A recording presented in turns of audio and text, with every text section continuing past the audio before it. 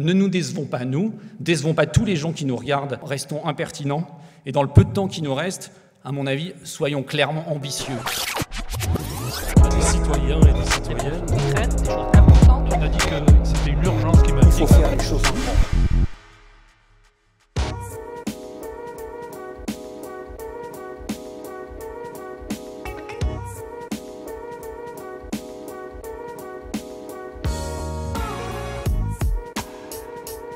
Courage et confiance. Merci à vous. La 5e session de la Convention citoyenne pour le climat est désormais ouverte. Cette session 5, elle avait deux objectifs. Un objectif qui était d'affiner les mesures sur lesquelles les citoyens tirés au sort travaillent depuis 4 week-ends maintenant. Et le deuxième, c'était de faire passer ces mesures qui ont été travaillées notamment en groupe de travail et en intergroupe à la maille des 150. Voir si elles plaisent ou pas à l'ensemble des citoyens tirés au sort de la Convention ou si, au contraire, notamment en termes de justice sociale, ça passe pas trop.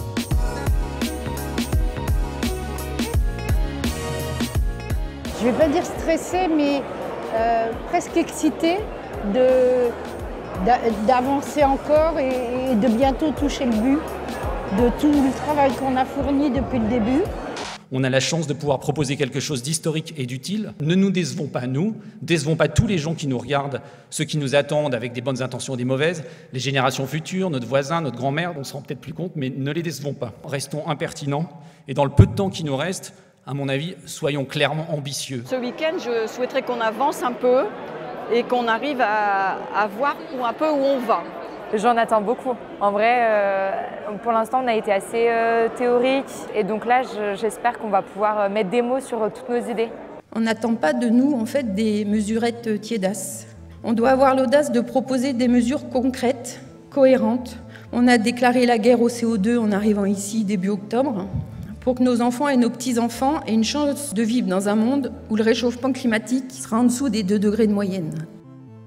La manière dont on a fait pour affiner les mesures, c'est tout d'abord le vendredi après-midi, un temps pendant lequel ils ont récupéré en groupe de travail les mesures amendées par le groupe d'appui sur les points où ils avaient demandé au groupe d'appui de leur proposer différentes options. Alors, le groupe d'appui est là pour éclairer les citoyens. On est là pour les aider à comprendre l'impact de leurs mesures, des mesures qu'ils vont proposer.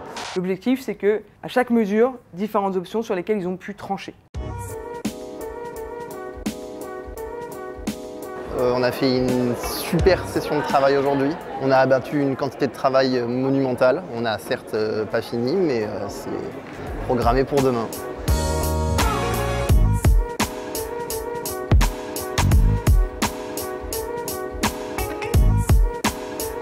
Le deuxième jour, et notamment le matin du deuxième jour, ils ont pu challenger un certain nombre de leurs mesures avec des acteurs territoriaux et économiques. On a 45 minutes pour organiser ce dialogue. Donc je propose à nos intervenants qui ont accepté de venir dire quelques mots pour présenter qui ils sont. Ensuite, on donnera la parole à des participants qui ont développé une proposition et on va pouvoir rentrer dans une discussion avec des réactions de nos intervenants par rapport à ce qu'ils ont entendu et rentrer dans un jeu de questions-réponses avec eux pour qu'ils puissent nous apporter un maximum d'éléments pour venir soutenir cette proposition. Penercops a été fondé il y a une dizaine d'années sur une conviction qui était que la transition énergétique elle allait advenir, mais que l'enjeu c'était qu'elle soit citoyenne. Les citoyens, ils avaient beaucoup de questions sur justement comment on pouvait faire en sorte que les projets d'énergie renouvelable sur les territoires, ils soient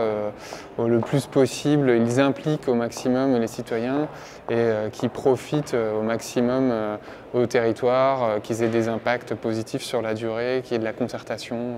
Et donc la Convention citoyenne pour le climat, c'est une opportunité rêvée pour faire avancer ce sujet-là parce que voilà, les citoyens, ils amènent un regard qui clairement est différent par rapport à celui qui a été le regard de nos législateurs et des stratégies des grandes entreprises sur le sujet. Je trouve que c'était des bons échanges avec un groupe qui posait des bonnes questions et ça a permis de mettre à plat justement les principaux enjeux. Ce qui est intéressant, c'est justement l'idée de sortir des beaux discours, notamment sur le sujet du durable. On parle souvent de greenwashing, donc il y avait aussi des questions autour de ça, justement comment être sûr que les entreprises passe du discours à l'action. Je pense qu'il y a de belles pistes qui sont identifiées. À travers les échanges qu'on a eus, ça a permis, j'espère en tout cas, d'arbitrer ou de prioriser certaines d'entre elles. On jette en moyenne 150 grammes de déchets par repas tous les jours dans tous nos restaurants. C'est énorme. Si on cuisine correctement, si les produits sont les bons, et si on accompagne l'enfant, puisqu'on parle de restauration scolaire, mais c'est vrai d'une façon générale, naturellement, on ne produit pas ou que très peu de déchets. Donc il faut trouver le bon niveau du territoire qui va permettre de résoudre le problème qui est posé. Le débat de ce matin, pour moi, il a permis d'éclairer les contraintes des collectivités locales sur les questions de consigne, de recyclage, de valorisation des déchets.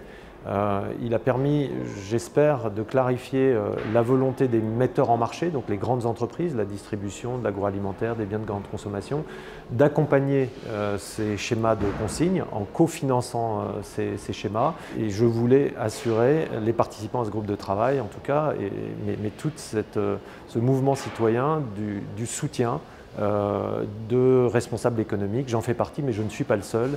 Et j'espère qu'on pourra le montrer le moment venu.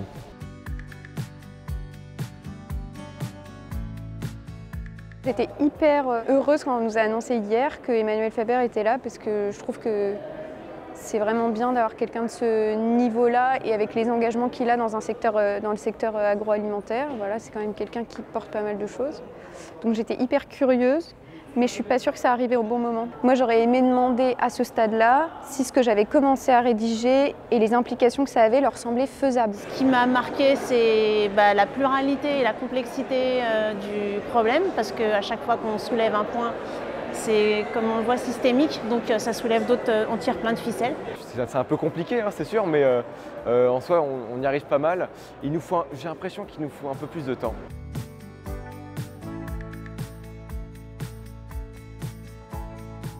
L'après-midi du samedi, elle a été consacrée notamment à un travail sur la Constitution, qui avait été travaillé dans un groupe transversal qui s'appelle l'Escouade, qu'on a décidé maintenant de supprimer pour avoir ce débat à 150. Donc il y a eu une petite dizaine de propositions qui ont été présentées par des citoyens, membres de la Convention, et puis ensuite ils ont débattu par table de travail sur ces propositions pour commencer un premier travail d'assimilation et commencer à se faire un petit peu leur avis. Pour que ce nouveau défenseur, ce soit un défenseur. Alors moi je suis intervenu lors du débat pour la Constitution pour expliquer pourquoi. Pourquoi est-ce que c'est important pour nous citoyens de toucher à la Constitution? Déjà il y avait le côté symbolique, ce côté symbolique qui est très important pour moi, c'est-à-dire que mettre dans l'article 1 que la République elle est laïque, elle est sociale, et de dire qu'elle est aussi environnementale ou écologique, c'est donner un signal fort à nous déjà, aux citoyens, ensuite à nos décideurs politiques et aussi aux entreprises. C'est vraiment donner le signal que la France elle est prête, elle s'engage et elle est capable de dire que dans ses valeurs et dans nos valeurs républicaines centrales se trouve cette notion d'environnement. À nous de donner le coup de pouce pour donner la parole aux Français via un référendum par exemple, pour qu'ils puissent donner leur avis sur où est-ce qu'ils veulent mettre l'environnement dans leur vie quotidienne et donc dans la Constitution. Effectivement, on s'est rendu compte qu'il y avait beaucoup de lois qui existaient, mais c'est passé à la trappe en fait. Donc on avait presque envie de créer une loi, appliquer les lois. À mon sens, c'est un véritable enjeu primordial. Je pense que si elle ne figure pas, cette initiative-là, dans la Constitution, on aura, pour ma part, je pense, eu un petit échec.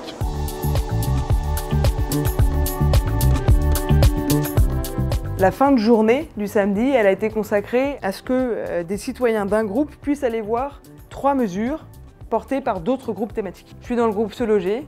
J'ai pu aller voir une mesure du groupe Se Déplacer qui me tient à cœur ou contre laquelle vraiment je veux voter parce que je trouve qu'elle est vraiment pas bien cette mesure, afin de challenger finalement ce qu'avaient fait les autres groupes et leur dire soit des recommandations, soit des inputs, soit des alertes de choses qu'ils n'auraient pas vues jusqu'ici. Donc ça c'était très très dynamique. On peut aller partager avec les autres, apprendre, enfin en tout cas connaître les mesures des autres et puis aussi parler de la nôtre, enfin pour le groupe dont on fait partie. Et c'est des apports super riches quoi. Très très chargé, il y a beaucoup de travail encore à fournir. On a déjà bien avancé, mais même là, à cette heure-ci, il est à peu près 20h. On n'a pas fini, on a encore beaucoup de choses à voir. J'appréhende surtout demain en fait. Contrairement aux autres sessions, il y a eu à cette session-là ce qu'on appelle une nocturne, c'est-à-dire que les volontaires, et ils étaient assez nombreux, plus de la moitié d'entre eux, qui sont restés le soir pour affiner les propositions à partir des retours des membres du groupe d'appui et surtout les retours des autres membres de la Convention pour être sûr d'intégrer notamment les notions de justice sociale qu'ils n'auraient pas vues jusqu'ici.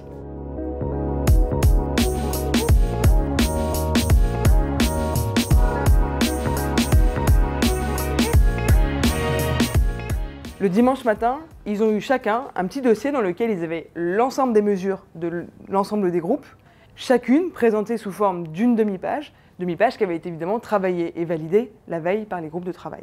L'objectif de ce moment-là, c'était de voir si l'ensemble des mesures étaient claires pour les citoyens tirés au sort et qu'ils puissent annoter s'ils avaient des questions à poser. Et donc il y avait 2 boxes dans lesquelles ils pouvaient marquer « j'ai compris la mesure » ou « je ne l'ai pas compris, j'ai une question ». Et dans ce cas-là, je la dépose dans la deuxième box qui nous permet, nous, animateurs et comités de gouvernance, de savoir le temps de débat qu'il faut prévoir pour la session 6 sur chacune des mesures.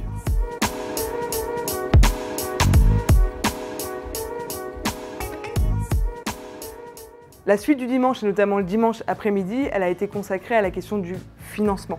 Les 150 citoyens tirés au sort nous ont demandé d'avoir un débat à 150 afin de donner non pas exactement la ligne budgétaire qui correspond à telle mesure, mais bien un état d'esprit, une philosophie du financement qu'ils souhaitent avoir pour financer l'ensemble des mesures qu'ils présenteront in fine.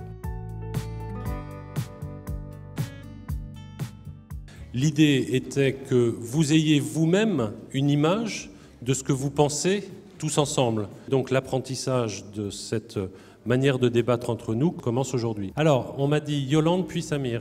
Yolande. Augmenter les impôts et taxes, de quoi on parle? Retour de l'ISF, ok, enfin je parle pour moi. Hein. Chacun en fait participera au financement, mais à mesure de ce qu'il peut en fait. Taxer le contribuable, le Kidam, non. Ouvrons les capitaux, enfin ces taxes, et peut-être l'augmenter, la rendre un peu plus dure. Après, ça dépend où est-ce qu'on prend l'argent. Je pense que le budget de la défense, on pourrait peut-être prendre. L'emprunt à la dette publique, pour moi, c'est ce qu'il y a de plus facile et de pas très coûteux sur la durée. Aujourd'hui, en 2019, on investit chaque année, les ménages, les entreprises, les pouvoirs publics investissent 45 milliards dans la transition énergétique. Si on veut atteindre les objectifs de la SNBC, il faudrait investir 15 à 18 milliards supplémentaires chaque année. Donc il y a un déficit d'investissement vert, entre guillemets, mais en fait il n'y a pas un déficit d'investissement tout court. Donc on n'est pas face à un mur d'investissement. En fait c'est quelque chose qu'on peut faire. Et la bonne nouvelle, c'est qu'il ne va pas forcément falloir plus d'investissement. La première source de financement pour trouver de l'argent supplémentaire pour faire du bas carbone, c'est d'arrêter de faire du marron. C'est-à-dire finalement d'arrêter des investissements qui sont détrimentaux, enfin qui sont négatifs, qui sont contraires à l'atteinte des objectifs de la SNBC. Quand on dit qu'il faut investir plus, en fait, ça veut dire qu'il faut trouver plus d'argent qui peut être privé, qui peut être public. On peut regarder par exemple comment les investisseurs, les banquiers, les assureurs apportent du capital et comment s'assurer que cet argent va vers des projets bas carbone qui contribuent à la transition énergétique. Ce qui est important en tout cas, c'est qu'on arrive à proposer quelques mesures avec le financement adéquat afin que ces mesures soient crédibles. Une mesure sans financement adéquat, pour moi, c'est une mesure qui risque assez vite d'aller dans les oubliettes. Merci beaucoup. Vous pouvez vous applaudir.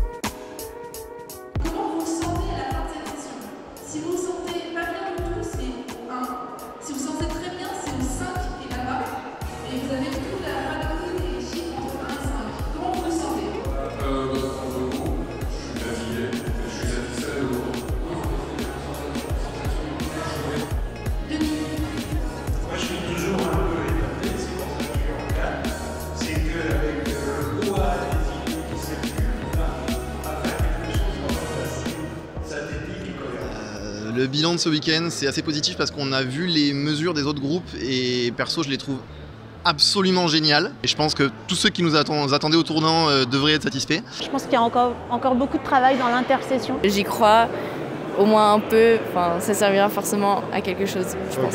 Je pense qu'on va sortir, je pense qu'on va arriver au niveau de la convention à sortir quelque chose qui devrait, à mon avis, tenir la route. Maintenant, est-ce qu'il y aura un courage politique pour les appliquer? Là, j'ai un doute. beaucoup de fatigue, mais quand même une grande satisfaction de ce qu'on arrive à produire ensemble. Moi, perso, ouais, je suis confiant. À mon sens, les objectifs de ce week-end, ils ont été remplis, notamment sur la partie mesure. C'est dingue de voir le niveau d'expertise collective auquel ils sont arrivés. Donc, reste à voir si ça passe le vote des 150. Là, je pense qu'on a la matière qu'il faut. Reste à affiner, évidemment, et surtout à mettre au vote pour voir si finalement c'est validé. Le but final, c'est pas d'avoir une unanimité et un consensus mou sur l'ensemble des mesures, mais bien d'avoir des vastes majorités sur un certain nombre de mesures. Une autre chose importante de ce week-end, c'est que c'est une session où le groupe fait groupe. Ils sont à 150, ils ont envie de rester à 150. Ça, c'est extrêmement important, parce que si à la fin, on a un rapport, mais que les 150 ne sont pas en soutien de ce rapport, finalement, on n'aura pas rempli l'objectif d'avoir une assemblée représentative de la diversité de la population qui soutienne des mesures. Des citoyens et des citoyennes. On a dit que c'était une urgence